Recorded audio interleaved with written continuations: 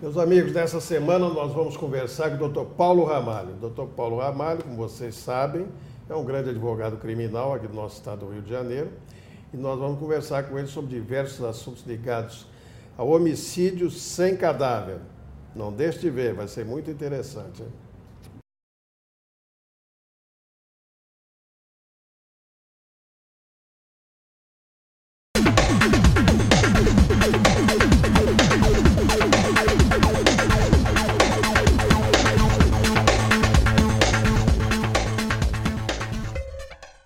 Senhores telespectadores, o programa Justiça Sem Fronteiras vai conversar na oportunidade com o criminalista Dr. Paulo Ramalho.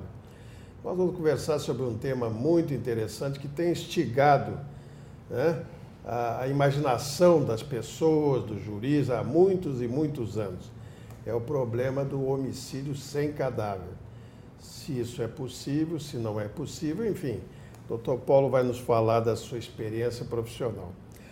Doutor Paulo Ramalho, Dana de Tefé, isso foi um marco, né, na história do direito penal brasileiro, né, do direito da justiça criminal brasileira. Foi um marco, né? É verdade, mas temos casos mais antigos.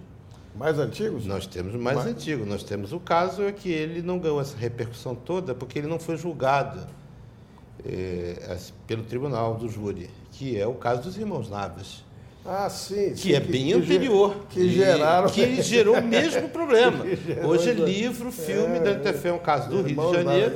Inclusive um morreu na cadeia. É verdade, um dos irmãos morreu na cadeia. Exatamente, é isso. Nós temos, como a gente tem também um caso de pena de morte no Brasil, o único caso de pena de morte executado no Brasil, a memória às vezes falha. Da fera de Macabu, né? Em Macabu, que teria incendiado a casa da amante, etc. E ele era inocente do crime. Pois é, você sabe que eu tenho um processo, eu vou referir aqui rapidamente, que você que é um entrevistado, você que é um artista, mas eu vou referir que é uma coisa tão fascinante, é o problema do João sem crime. Eu ia defender no júri, no primeiro tribunal do júri, um cidadão que estava sendo acusado de matar uma mulher.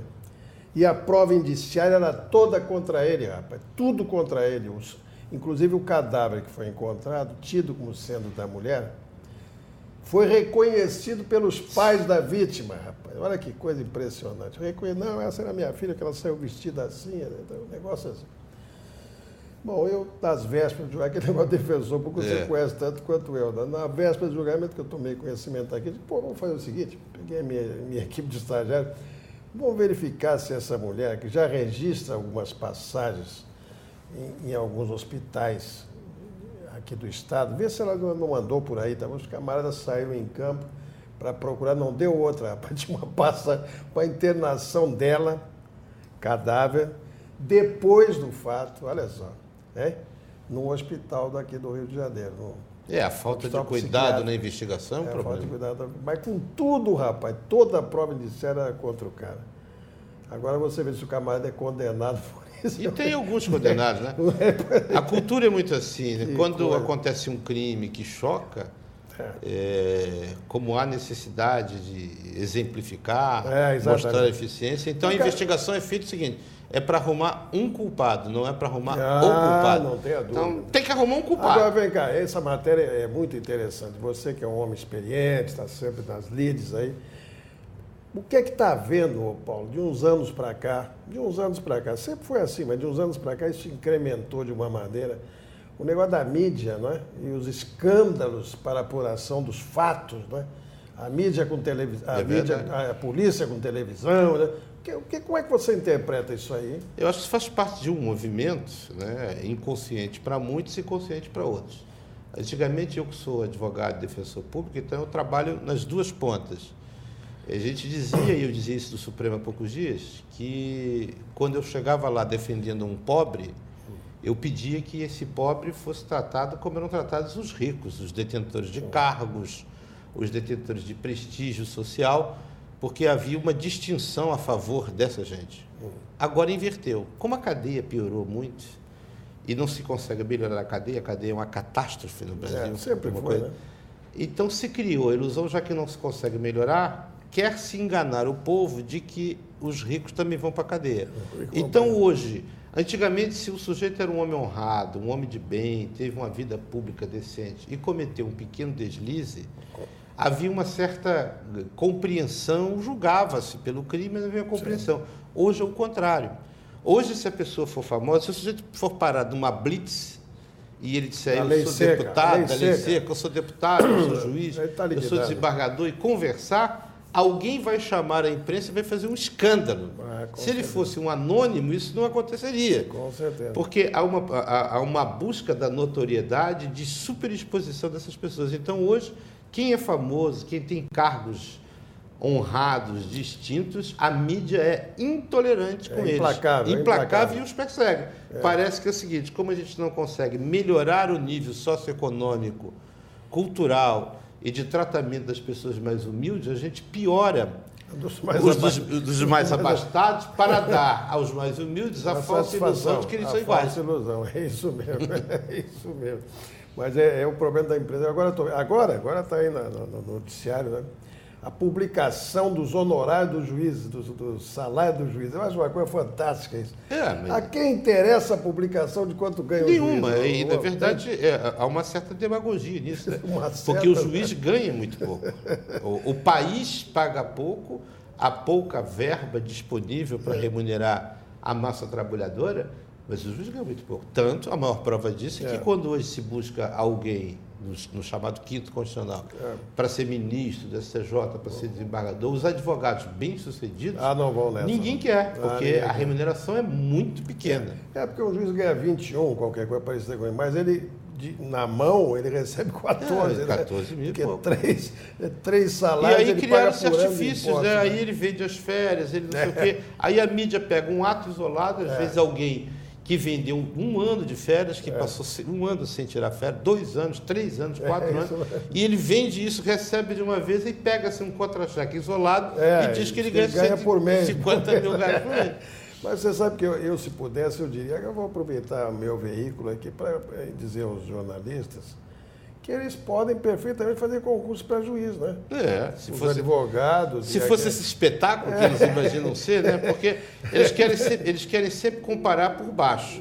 Um juiz, um desembargador, um ministro de Estado, ele deve ser comparado como alguém do topo da iniciativa privada. Nenhum diretor de uma grande empresa de iniciativa privada ganha a remuneração de um juiz, ganha muito mais. Muito mais. Para usar nossa área, um diretor jurídico, um executivo da área jurídica, hoje, numa grande empresa, a remuneração dele é em torno de 50 mil reais por mês. Fácil. Fora os benefícios indiretos, a moradia, etc. E tal. Agora, se quer comparar 20 e poucos mil reais com o salário mínimo, aí é uma comparação estúpida, demagógica. Porque não tem nada uma coisa com a outra, então você tem um nível... Basta ver o seguinte, quanto ganha um diretor da Petrobras? Ele não ganha menos de 40, 50 mil reais. Nem pode, né? Não, nem pode, até porque é preciso trazer gente para os órgãos técnicos do governo, o que nem sempre acontece, porque muitas vezes os critérios são puramente políticos. É isso mesmo. Mas vamos deixar de lado o salário do juiz para ver se alguém ficou mais comovido com a nossa pobreza, né? É verdade. Permite um aumentinho qualquer, que há muitos anos nós não temos aumento da magistratura. Muito bem, nós vamos continuar conversando com o Dr. Paulo Ramalho no próximo bloco, daqui a pouquinho. Não perca, hein?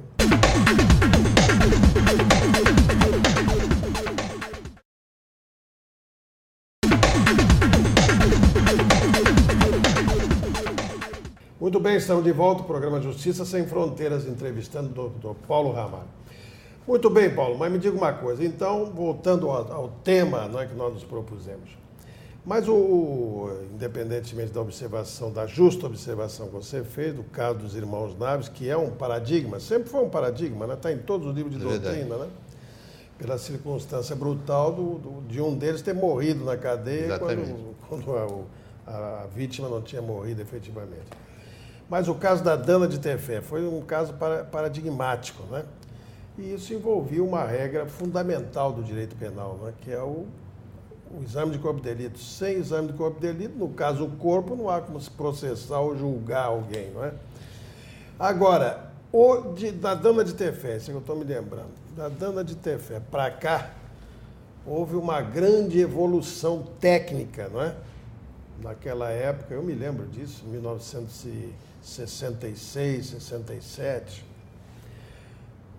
Naquela época, os recursos eram muito pequenos para você procurar um corpo, para você identificar um corpo. É verdade.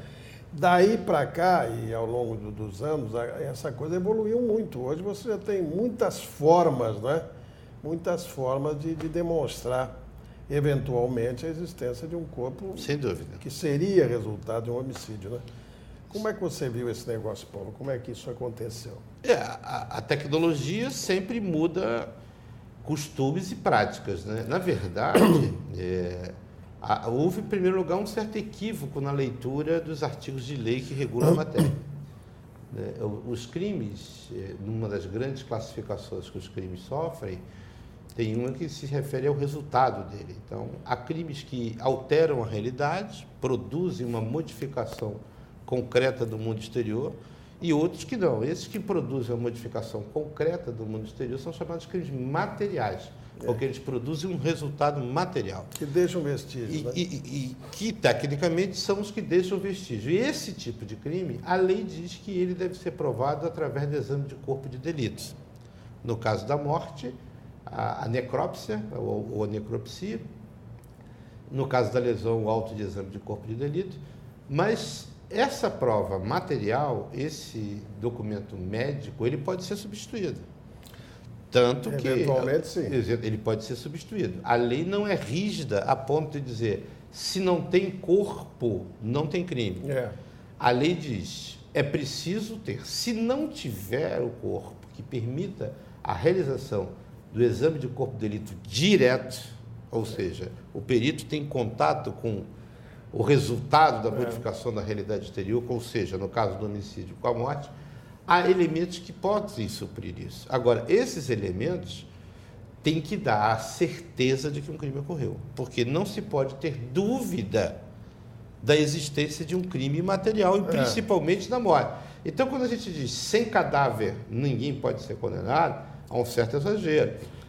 Nós temos casos, a França foi um dos primeiros países que julgou esse tipo de situação, em que o sujeito matava as alunas e decompunha os corpos em um tanque de ácido muriático. E ele, então, a perícia conseguiu identificar um tanque de ácido muriático, conseguiu alguns resíduos associados a provas que mostravam que as meninas teriam entrado na casa daquele professor e não teriam saído e desapareceram completamente, permitiu a formação de uma certeza que levou à morte. Agora, nós temos o trauma, em primeiro lugar. Temos o trauma de Dana de Tefé, que deu no que deu, condenou, anulou, etc. Temos o trauma terrível dos irmãos Naves, em que foram acusados de um latrocínio, de matar uma pessoa para roubar, e essa pessoa depois apareceu viva, quando um deles já estava morto. Então, há um trauma na nossa cultura que faz com que o juiz tenha mais cuidado. Mas nós temos recentemente o caso da Elisa, a mulher, ou companheira, ou namorada, ou mãe de um filho do jogador Bruno, em que o corpo não foi encontrado até hoje. Mas eu acho que as circunstâncias daquele caso deixam claro a existência de um crime. Deixam claro que ela não está viva. Não há... Pelo menos não há nada em contrário. Pois não há. Eu acho que não é razoável ter dúvida de que Elisa morreu. Então isso exige muito cuidado, uma apreciação segura. Você lembra, Paulo, certamente lembra daquela do exame de corpo dele tem direto? Aquele exemplo surrado, né, de todos os livrinhos que nós estudamos ao longo da vida, o cidadão que sai numa embarcação com outra pessoa, né, e volta sozinho, vai para o alto mar e volta sozinho. Então a inferência que se pode tirar é que a pessoa morreu, não voltou, desapareceu, né? O exame de corpo de delito indireto que você pode provar através de testemunhos e que está previsto na lei. Claro, sem dúvida nenhuma. E a tecnologia ajuda, por exemplo, corpo em mar aparece. Né? Naquele caso nós tínhamos, no caso da Elisa, tinha resquícios, sangue, etc. e tal. O juiz não é escravo de um regime de provas e que ele só pode ter certeza a partir de um fato concreto, de uma prova específica.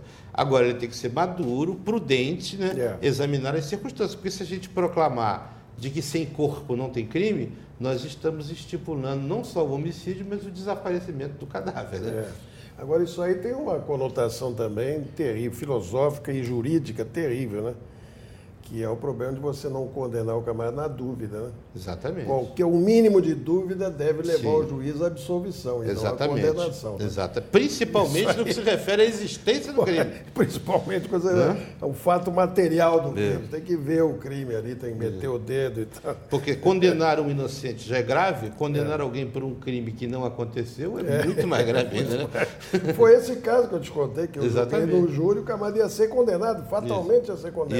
E a suposta vítima estava viva. Estava viva. É o famoso João sem crime, é isso aí.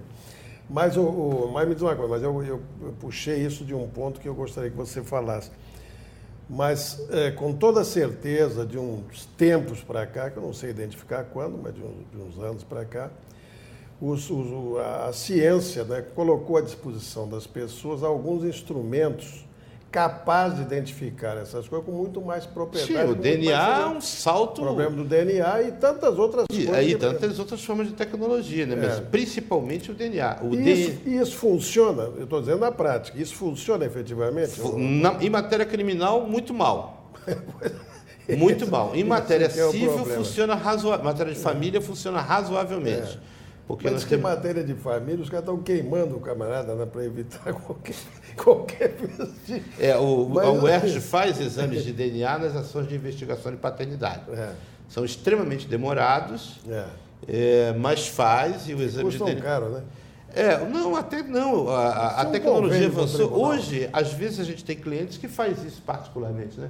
Como advogado, nós somos procurados em algumas situações em que o pai, o apontado como pai, diz que não é pai, a mãe diz que é, e aí se chega... Eu já tive esse ano uns 3 ou 4 casos de gente, inclusive famosa, gente famosa no Rio de Janeiro, que se atribuiu uma paternidade, depois de algumas reuniões, concordou-se em fazer o exame particular, e eu digo, os exames custam R$800, R$700, até R$500 hoje se faz um exame de DNA para paternidade.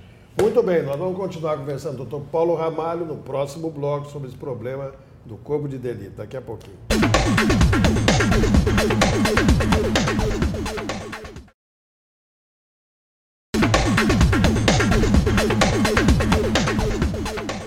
Muito bem, estamos de volta, o programa Justiça Sem Fronteiras, entrevistando a oportunidade o doutor Paulo Ramalho. Paulo, mas você me disse no bloco anterior o seguinte, que o DNA no crime tem alguns senões. O que você quer dizer com isso, hein? Não há tecnologia, não há estrutura. Não há para órgão isso, não há. De... É tudo muito precário. Quando o Estado quer, ele se mobiliza. Quando o Estado quer, quando acontece envolvendo gente famosa, o Estado se vira, o próprio perito. Se for na perícia hoje, a maioria dos peritos do Estado do Rio de Janeiro usa suas próprias máquinas fotográficas, usa suas próprias filmadoras. Como da Bitit. Deles, porque eles não têm, exatamente, porque eles não têm esse material disponível para eles. Eles não têm. Os sofredores do Carlos Éboli, né? Exatamente. Do Carlos Éboli. Começa pelas instalações. E isso é feito pelo Instituto Criminalístico? É uma matéria feita pelo Instituto de Criminalista Carlos Éboli, chamado ICCE, né? Ele é que tem essa atribuição. E tem outro problema, que eu acho que não evolui, porque a perícia criminalística, em geral, as perícias, a meu ver, não devem estar ligadas à polícia. Eu acho que isso devia ser um órgão ligado à justiça, o que facilitaria para a verba, tiraria da égide do Poder Executivo e daria mais isenção e mais independência. Você falou um negócio aí que eu estou muito ligado a isso, porque eu fui assessor do secretário de Segurança. Aliás, quem deu o nome a esse órgão fui eu, Instituto Carlos Éboli, porque o Éboli morreu naquele período que nós estávamos no gabinete do secretário, né? Mas é aquele negócio da polícia técnica, né? Aquela divisão de polícia técnica e a polícia judiciária. Mas ela continua subordinada ao mesmo... Se o chefe do delegado de polícia é o mesmo chefe da perícia técnica, a meu ver, isso não é uma coisa adequada. E orçamentariamente é complicado. Porque as custas judiciais deveriam ajudar... E outra coisa, o IML, por exemplo, continua a mesma coisa há 200 anos. Mesma coisa. O Rio de Janeiro é uma vergonha nesse tema. Pois é, nós conseguimos encontrar... Nós conseguimos encontrar cadáveres não identificados e não fazemos um banco de dados desses cadáveres. Ninguém... É incrível, né? Se a pessoa...